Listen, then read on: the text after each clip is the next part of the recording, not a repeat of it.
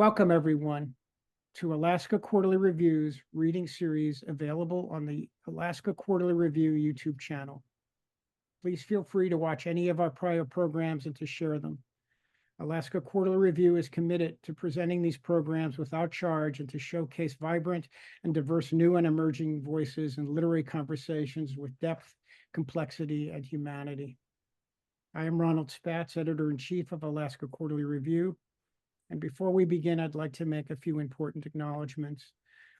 Alaska Quarterly Review greatly and gratefully acknowledges the Anchorage Museum for its hosting and providing technical support for this event, and the Center for the Narrative and Lyric Arts, Alaska Quarterly Review's 501c3 umbrella organization, which makes this event possible.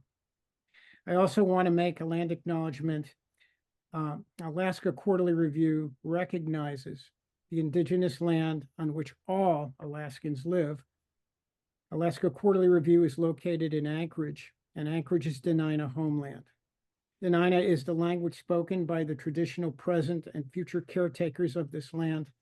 Land acknowledgement opens a space with gratefulness and respect for the contributions, innovations, and contemporary perspective of indigenous peoples, and marks our collective movement toward decolonization and equity.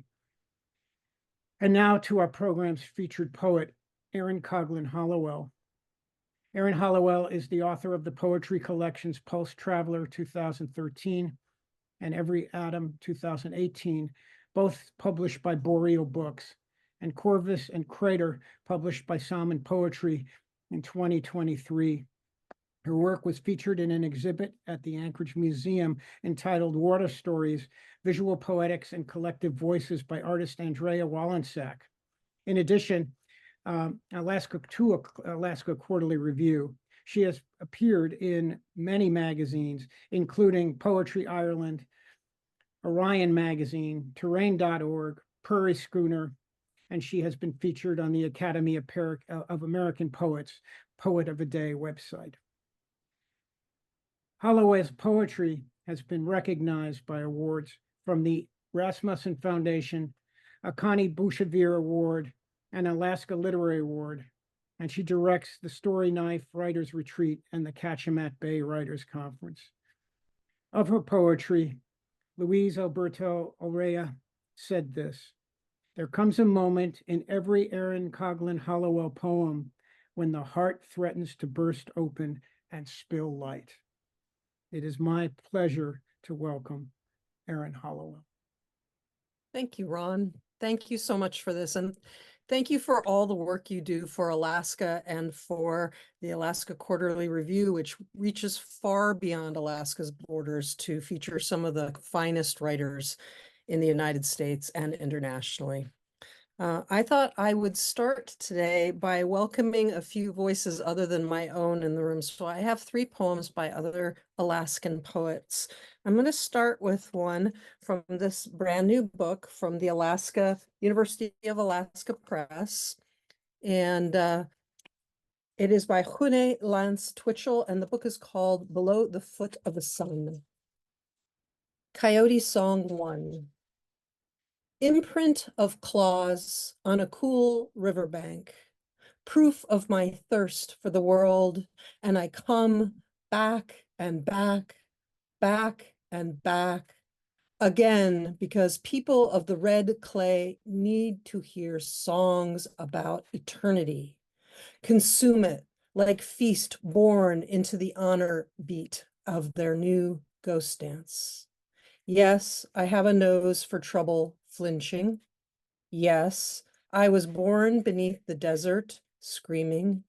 Yes, there is a heaven for mothers and daughters built by strong sons and fathers. In that place we call strength. This is from a collection I return to again and again. It's by the poet Eva Salidas, who is a good friend and also know has been featured in Alaska Quarterly Review many times. And this is from her book, Prayer in Wind. Prayer 10.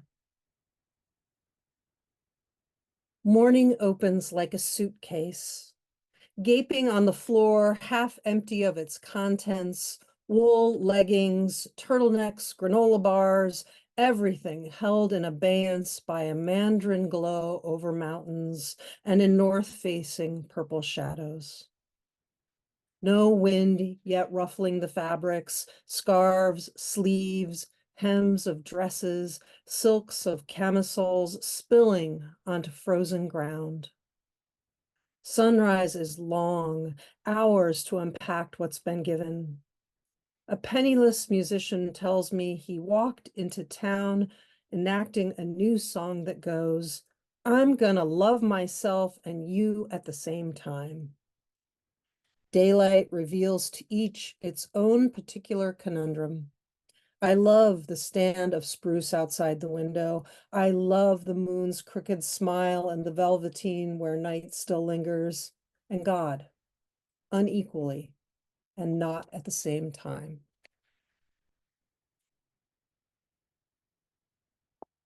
And finally, a poem written by Annie Winstrup. Her forthcoming collection is called The Museum of Unnatural Desires, and in spring 2025, it's coming out by Wesleyan Press. So you get to hear it first. Gogoini transcribes the archive as Persephone.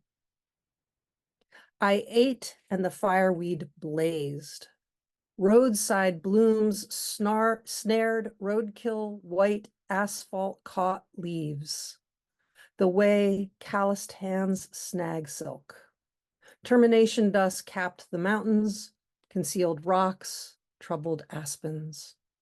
I ate, and the wind gave birch branches breath.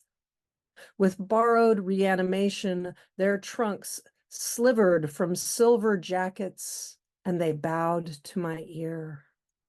They named their future selves veiled and violet-toothed polypore, shaggy scaly cap, funeral bell.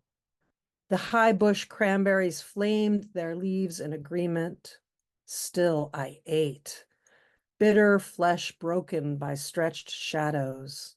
Now, not enough sweetness tethers the world. My empty hand, estranged mouth, stained with longing. And for those of you who don't know, Gogoini is the indigenous word for raven. I'm going to start by reading some poems that have been published in literary magazines, but they're not in a collection. I thought you would stand a better chance of hearing something new if I did that. This first one is just came out in Thimble Literary Magazine. If you could be any animal. Of course, I'd choose a bird. Smitten by feathers, forgetting how easily birds break against the windows, limp and ruined. I had my first dream of flying when I was 58. I'm not sure what that says about me. My dream life is replete with houses of many rooms, but always grounded, even subterranean. I pay close attention to birds. I listen to the rhythm of song, rattle of notes from branches, flocks like ribbons or battalions. My mother fed songbirds, but would bang on the window if starlings arrived, or squirrels. She had a particular desire to see only sanctioned beauty. When a grosbeak slams into our front window, we rushed to scoop it into a cushioned box, pretending it might recover. A female read only in patches. Instead, she stiffened. When I get up in the morning, it takes a few moments to limber up. That's probably not going to get any better. In my dream, flying was not effortless. I had to struggle to break free from the ground. I think a lot of you know that we have a very rich tradition of writers in Alaska, and I've been lucky to have a lot of them as my friends. This poem is forthcoming from Plowshares in the Fall, and I wrote it for the writer Sherry Simpson. What harvest looks like when there is no harvest. In the thicket that is just now considering the poignant slant light of ebb, one blush rosehip, polished and stalwart. Matt texted me today that he misses you. Something particular or just general sadness, I asked. This is the way for an extinction that cannot be reasoned with. A summer so wet and cold that even the fireweed did not blossom. Whenever a friend sees a bear, I think of you. In the huff and stank muddiness of wet bear, there is a riddle only you could answer. Now the bears speak bear, and there is no way to be sure. I still have your ashes. The ridge across the bay is mostly scraped of snow. September clouds are beginning to lay claim to that jagged map. Paths through overconfidence give way. I won't pick the single rosehip, even though my teeth squeaks preemptively with its tartness. This winter, I'm going to figure out how to come to terms with loss. I'm on a first name basis with glaciers that are working their way to zero. There are 9 cords of wood stacked in front of the house. You're going to stay dead. I won't stop talking to you. Maybe next year we'll have raspberries and wild roses. I've been thinking a lot about how writers incorporate their daily life into their poetry, and how we rummage continually through this kind of back stock of things from our past to bring in. So this poem has an object that for some reason is super connected to parts of my childhood. It's called The Long Road Between Rest Stops. All night, the hollow of my chest resounds with thudding hooves. The hunt on, but what the quarry? A dictionary fell off the shelf, open to a blank page. I found a line of letters on the counter leading toward the sugar jar. My great aunt had a clock in the shape of a tuxedo cat, its eyes and tail swapping east and west every moment. My childhood was a series of operations in which I'd take one part of my future out and sew in one part of my mother's past. Those puzzle pieces that aren't the edge and don't contain anything recognizable. When I can't remember a word, I panic. What if this is just the first clue that my mind is slipping? I think sleep might be the key to it, or rest. I'm not sure why my nights are filled with counting. Other people have it much worse than I do. I'm lucky. When you turn a blank page, there are the names of all the people who should be acknowledged, usually friends or spouses, sometimes seeds that the author found along the route. That clock made a loud ticking. You could hear it from anywhere in the house. That cat never stopped looking for something, hunting or being hunted, maybe both at the same time. Aren't we all somewhere on that continuum, halfway between remembering and forgetting, halfway between panic and sleep? So I spent some time this last year down in the lower 48. For those of you who are in mainland America, that's what Alaskans call it. And sometimes we forget that not everybody knows that. But I spent some time down there, and I was startled by the fact that in almost every place I went, I couldn't see the stars. There was so much light pollution. And then I came back up to Alaska where during the winter, at least, I can see stars for hours and hours. So I wrote this poem about it. And this poem was featured in The Stinging Fly, which comes out of Dublin. The inexplicable that lived beyond us.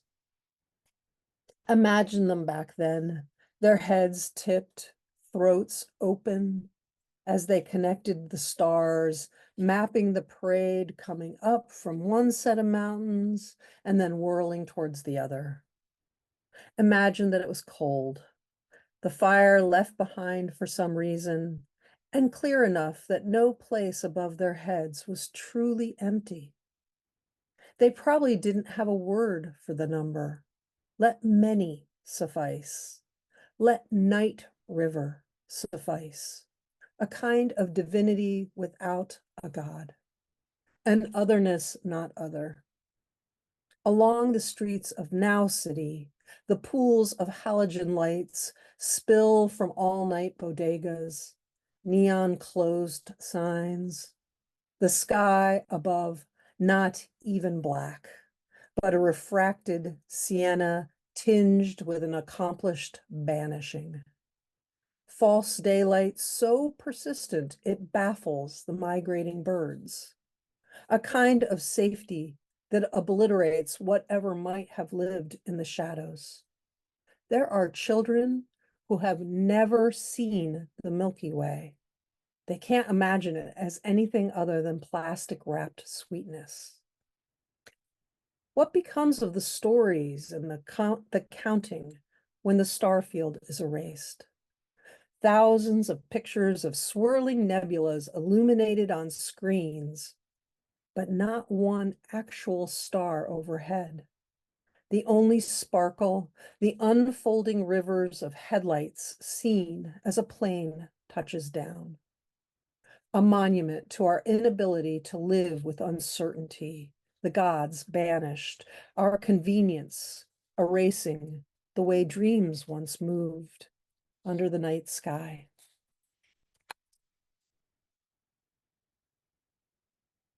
So this was published in One, which is a publication by Jacquard Press, in which the editor creates a conversation with one poem from every poet. And this is the second in the collection. And I guess I just want to preface it also with the idea that we often think we know people, and it's really hard to know a whole person. So this is called These Questions That Bind. This is what I want to tell you. The world is made of infinite snapshots from infinite angles. Doesn't everyone want to kill themselves at least once in their lives?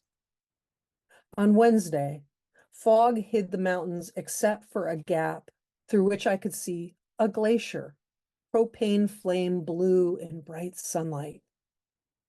When I was a girl, suburbia was haunted with small pockets of woodland and stories of teenage boys who would tie girls to trees and do what?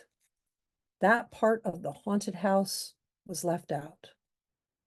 A friend of mine went through with it, took his own life, and left us all telling our different stories. In the fog, the colors of flowers become so much brighter. It has to do with contrast, maybe. Vivid purple and yellow pansies against the dark soil. I used to ride my bike to the woods and try to find frogs. I'd hide if I heard voices, but I never heard voices. Curiosity is something that you inherit, don't you think? Or maybe little kids who grow up someplace safe can afford curiosity.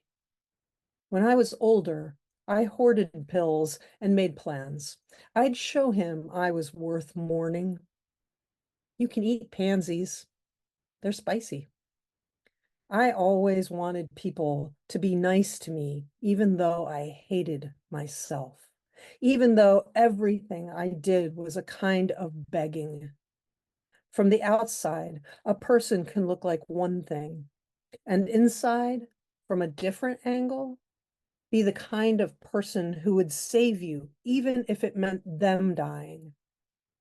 Maybe there weren't any frogs in the woods. A bruise can look like a pansy in the right light. Can just breathing be curious? The glacier is curious, blue and still and curious. This is a really new poem. I want to send a little hat tip out to Emily Wall, who is an incredible poet in Southeast Alaska and who helped me with this one. This has been in Alaska a season of bears, many bears. It's called The History of the Startle Reflex. In the depression left by an inhuman foot, I find a thrill of violence that reminds me of him. How often my skin would prickle just before he entered the room. When I was in college, I spent a lot of time in used bookstores, not buying, but inhaling the scent of brilliance decaying. Bears will eat just about anything. Dandelions, skunk cabbage, moose calves, trash. They call it fawning, the third way a person can respond to a threat. Flight, fight, what can I do to keep you happy? Dog breeders are actually creating teacup chihuahuas, weighing 3 pounds as full-grown adult. At some point, I learned to origami myself into smaller and smaller packets, 1,000 folds, and I could just disappear. There is a black bear that keeps prowling the edge of the property. I look up from my work and there he is, moving with no self-consciousness through the grass. He doesn't spook like most black bears. When I yell, he just stares at me and then ambles away. I imagine my nervous system like highways filled with cars that suddenly accelerate and then smash into each other, always one moment away from road flares and constellations of broken glass. I collect books, all that drama that can be made to just sit on the shelf. I practice thinking about what I could create. Those tiny dogs, they shake all the time, small shiverings like worlds with many fault lines. I put my foot beside the bear's footprint. I bend down and try to see the world from his viewpoint. Try to be unafraid and visible in my skin.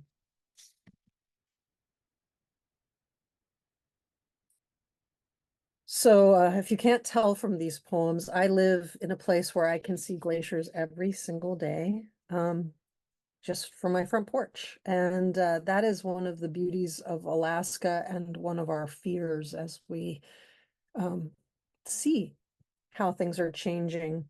This poem's forthcoming this fall from Shenandoah. It's called Imaginary Landscapes Among the Erratic Romantics. For those of you who don't know, an erratic is a boulder left behind when a glacier recedes. One day, the glacier repaired itself. The mighty blue tongue covered the lake again. There was no more honking. Herring ran like sterling traffic. A brown bear shrugged awake, and people left bouquets of skunk cabbage. Snow scrolled back into the clouds. Mud became a fluent language. A varied thrush came back in February. Its song became an education, a spoke. Little children learned the names of plants, but only by speaking with them. Yarrow had the best stories. Artemisia spoke in silver spear rhymes.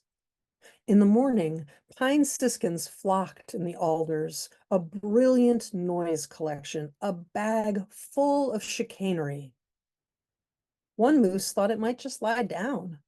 Like a cabin, it became a refuge and abandonment.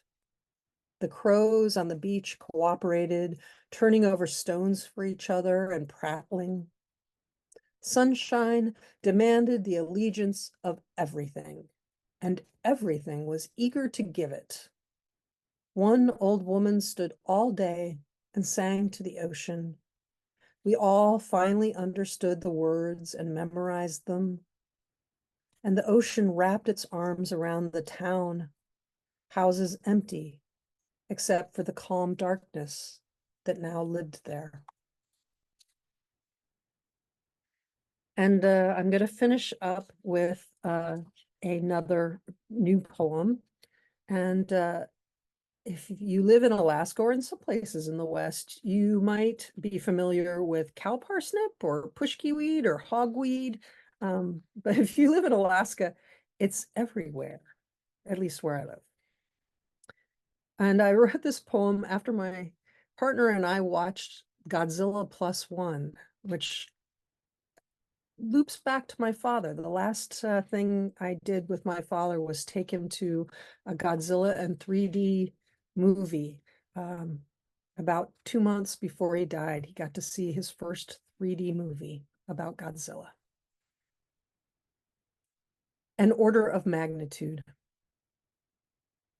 I have always disliked pushki weed, cow parsnip, if you will.